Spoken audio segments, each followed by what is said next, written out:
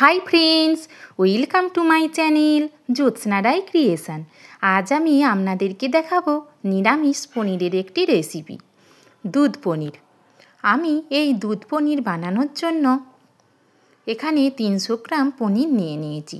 সেটা স্কোয়ার শেপে কেটে নেব, তবে আপনারা আপনাদের পছন্দ মতো যে কোনো শেপে কাটতে পারেন। এই দুধ পনির বানানোর জন্য আমি যে উপকরণগুলো নিয়েছি সেগুলো আপনাদের দেখিয়ে দেব। গোটা জিরে, 2টো এলাচ, 2টো লবঙ্গ এবং অল্প দারচিনি, কসুরি মেথি নিয়েছি। আর 8 থেকে 10টা কাজু বাদাম, 1 চামচ চারমগজ, 2 চামচ পোস্ত নিয়েছি। একটা গোটা টমেটো কুচিয়ে নিয়েছি, 1 ইঞ্চ আদা এবং 2টো কাঁচা লঙ্কা নিয়েছি। এখন আমি চারমগজ, কাজু বাদাম এবং পোস্ত মিক্সিতে শুকনো ঘুরিয়ে নেব। এগুলো গুঁড়ো হয়ে গেলে আমি আদা কুচি, কাঁচা লঙ্কা এবং টমেটো কুচি দিয়ে আর অল্প জল দিয়ে একটা মশলার মিহি পেস্ট বানিয়ে নেব। কড়াইতে সানফ্লাওয়ার তেল গরম করে আমি পনিরগুলো নুন ছড়িয়ে ভালোভাবে ভেজে নেব। পনিরকে আমি খুব বেশি ভাজবো না, তাহলে পনির শক্ত হয়ে যাবে। পনিরগুলোকে হালকাভাবে ভেজে তুলে নেব। আপনারা এই দুধ পনির বাসন্তী পোলাও, ফ্রাইড রাইস বা লুচি, পরোটা সকলের সাথেই খেতে পারেন। পনির ভাজা হয়ে গিয়েছে। এখন আমি গোটা জিরে, এলাচ, লবঙ্গ, দারচিনি ফোড়নে দিলাম। সেগুলি 30 থেকে 40 সেকেন্ড ভেজে নেওয়ার পর মিহি করে রাখা পেস্ট মশলার আমি দিয়ে দেব।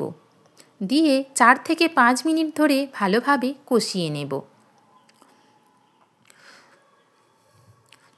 এর মধ্যে আমি হলুদের ব্যবহার করব না, লঙ্কা গুঁড়ো দেব, দিয়ে মশলাটা কষিয়ে নেব, যার ফলে এই দুধ পনির দেখতে আরও সুন্দর হবে।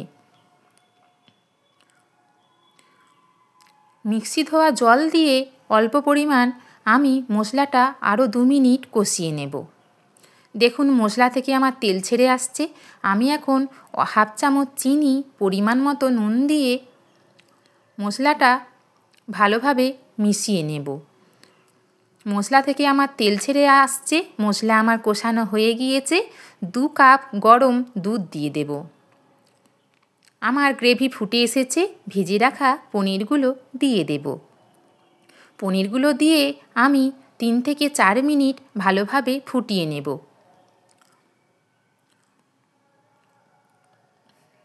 এখন আমি কসুরি মেথি হাতে করে ঘষে বা ম্যাশ করে দিয়ে দেব।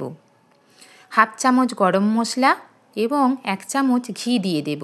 আমার দুধ পনির সম্পূর্ণভাবে তৈরি হয়ে গিয়েছে। এখন একটি প্লেটে আমি এটি সার্ভ করব। যদি আপনাদের আমার এই রেসিপি ভালো লেগে থাকে তাহলে অবশ্যই লাইক, কমেন্ট এবং শেয়ার করবেন। নিত্য নতুন রেসিপি পেতে আমার চ্যানেলটি সাবস্ক্রাইব করার অনুরোধ রইল। সকলে ভালো থাকবেন, সুস্থ থাকবেন। আমার রেসিপি দেখার জন্য আপনাদের সকলকে অসংখ্য ধন্যবাদ এবং অফুরন্ত ভালোবাসা। নমস্কার।